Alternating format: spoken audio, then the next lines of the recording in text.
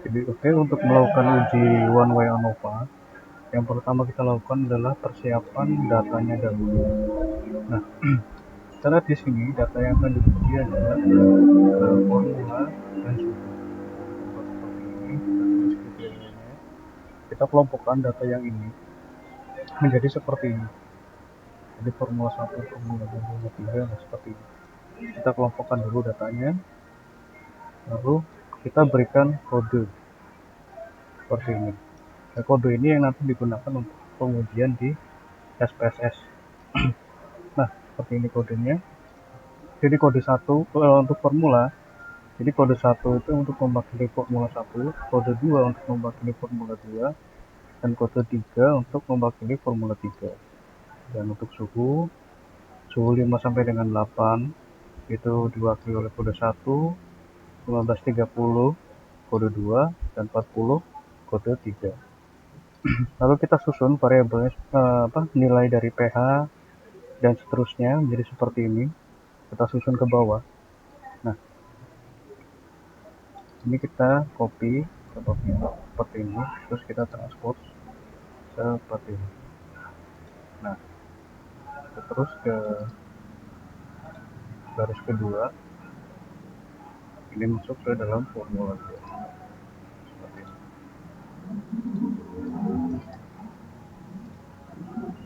Ini masuk ke formula. Nah, seperti itu dan seterusnya sampai dengan ke variabel waktu, uji waktu. Lalu kita buat seperti ini penamaan di SPSS-nya.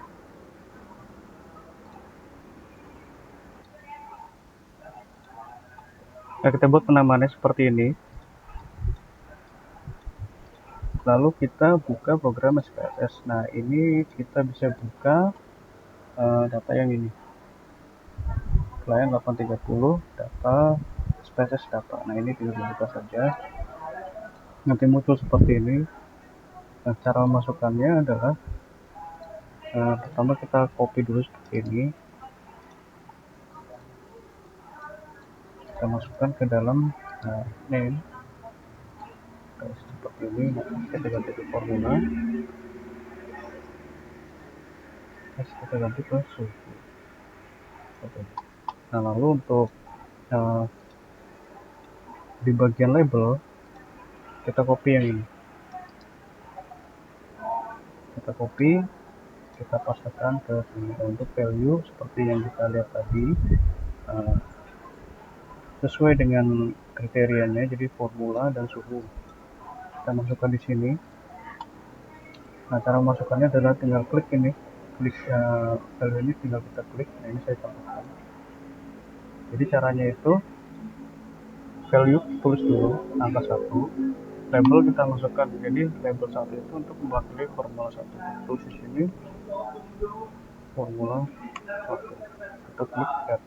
Lalu untuk 2 dan 3 dan seterusnya itu sama saja, dan begitu pun dengan suhu, itu caranya sama. Setelah seperti itu, lalu kita paste angka-angka ini. Jadi seperti ini. Untuk formula kita masukkan dulu kode formulanya sini, masukkan seperti itu. Lalu untuk suhu kita masukkan juga kodenya.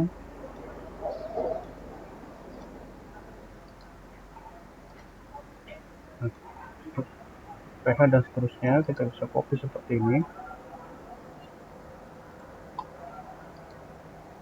kita paste di sini. Nah, seperti itu. Nah, setelah datanya terbentuk seperti ini, lalu kita analisis. Yang pertama itu kita uji, kita lihat sini. Yang pertama itu kita lihat dulu normalitasnya. Nah, untuk uji normalitas ini menggunakan dua metode, ada metode Kolmogorov-Smirnov dan Sakharov. Kalau pengujian itu wajib dipakai, tergantung nanti dari hasil pengujian itu mana yang memiliki nilai terbaik. Kalau misalkan nilai terbaik itu dilihat dari signifikansinya ini. Kalau misalkan signifikansinya ini lebih baik di Kolmogorov, kita pakai Kolmogorov. Tapi kalau misalkan sebaliknya lebih baik di Shapiro, kita menggunakan Shapiro, seperti itu. Nah, untuk uji normalitas caranya adalah klik analyze, descriptive statistic, export. Nah, kita masukkan dari pH sampai dengan uji waktu ini dan tekan shift, lalu klik tanda panah yang ini, plot. Ini kita lepas centangnya, lalu klik ini, normality plot with test, continue. Oke.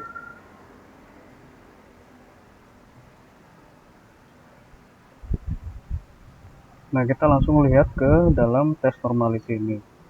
Seperti ini adalah tes normality. Kriterianya adalah data berdistribusi normal jika nilai Z ini di atas 0,05. Nah, kita lihat di sini untuk Kolmogorov, jadi ada daya lekat ini nilainya di bawah 0,05. Sementara di uji Shapiro-Wilk, daya lekat memiliki nilai signifikasi 0,71. Maka yang digunakan nantinya adalah uji Shapiro-Wilk ini.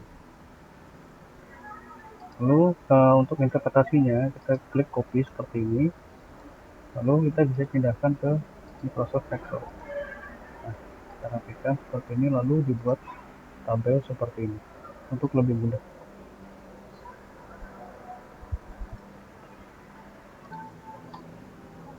Lalu untuk pengujian berikutnya adalah kita melihat nilai dari homogenitas nilai variabel penelitian.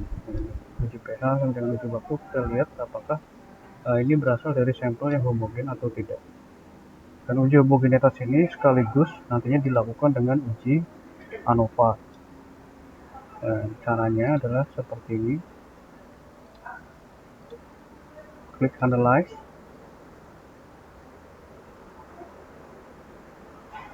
Compare means one way ANOVA. Nah, yang pertama kita uji ini adalah untuk formula. Kita di sini uji formula ini untuk melihat apakah formulasi yang berbeda itu berpengaruh terhadap kestabilan. Nah, kestabilan itu adalah pH sampai dengan uji waktu mengering. Caranya adalah kita masukkan formula ke dalam faktor, lalu pH sampai dengan uji waktu kita masukkan ke dependent list. Kontras kita biarkan kosong. Post-hoc. Nah, ini post-hoc ini untuk melihat uji lanjut. Jadi setelah diketahui terdapat perbedaan yang signifikan, yaitu kita ingin mengetahui sebenarnya di formula mana sih yang berbeda, di formula 1, formula 2, atau formula 3.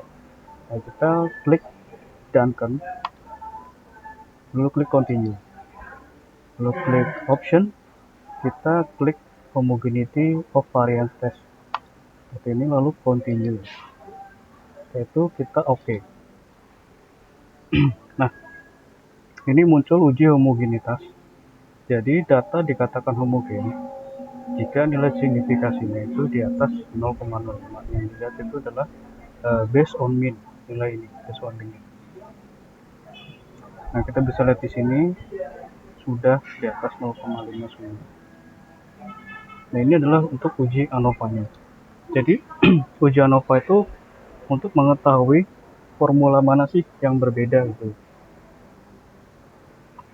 Formula mana yang memiliki kestabilan berbeda. Apakah formula 1, formula 2, formula 3 terhadap pH, daya sebar sampai dengan uji waktu mengering. Nah, kita lihat di sini nilai signifikasinya. Nah, di sini seluruhnya di atas 0,05. Artinya tidak memiliki perbedaan yang signifikan.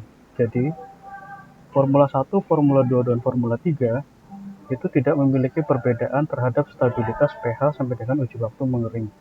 Nah, karena ini tidak ada perbedaan, maka tidak dilakukan uji lanjut. Nah, uji lanjutnya adalah ini. Nah, ini tidak dilakukan uji lanjut karena tidak ada perbedaan di nilai signifikasinya. Lalu kita lakukan untuk pengujian yang selanjutnya. Sama seperti tadi. Compare means, one way ANOVA.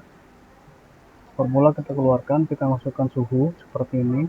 Ini langsung kita oke saja. Nah, kita lihat di sini untuk suhu, untuk uji homogenitasnya seluruhnya adalah homogen karena nilainya di atas 0,0. Lalu kita lihat uji ANOVA-nya. Nah, pada uji ANOVA untuk suhu ini terdapat beberapa variabel yang memiliki signifikasi di bawah 0,5, 0,05. Artinya di sini adalah terdapat perbedaan yang signifikan antara perbedaan suhu terhadap stabilitas daya sebar, daya lekat, uji viskositas, dan uji waktu mengering. Nah, kita lihat di sini jelas signifikasinya. Nah, karena ini kita ketahui ada perbedaan yang signifikan terhadap suhu, terhadap stabilitas, kita lihat di sini daya sebar. Daya sebar ini kita lihat untuk uji selanjutnya. Nah, untuk di daya sebar ini kita lihat di sini. Nah, di daya sebar ini kita lihat yang berkelompok ini artinya sama, tidak memiliki perbedaan, dan yang sendiri ini adalah yang berbeda. Kita lihat di sini pada suhu 40 itu berbeda dengan suhu 58 sampai dengan 1530. Nah, kita bisa lihat di sini bahwa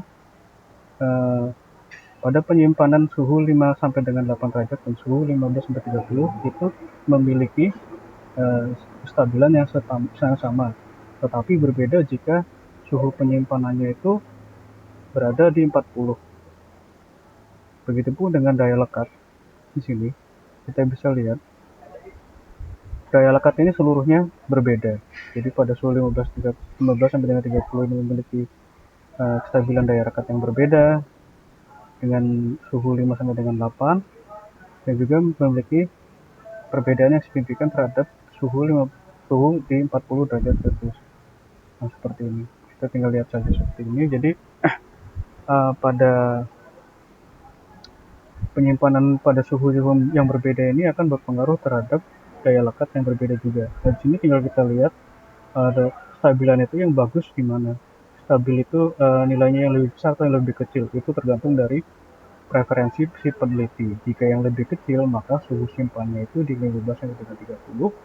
Jika yang dikehendaki adalah yang besar, berarti suhu simpannya itu di suhu 40 derajat Celcius. Dan untuk viskositas itu juga sama cara bacanya. Jadi kita lihat di sini pada suhu 15 sampai 30 dan 5 sampai dengan 8 ini tidak memiliki perbedaan yang sama, artinya di sini tidak berbeda. Jadi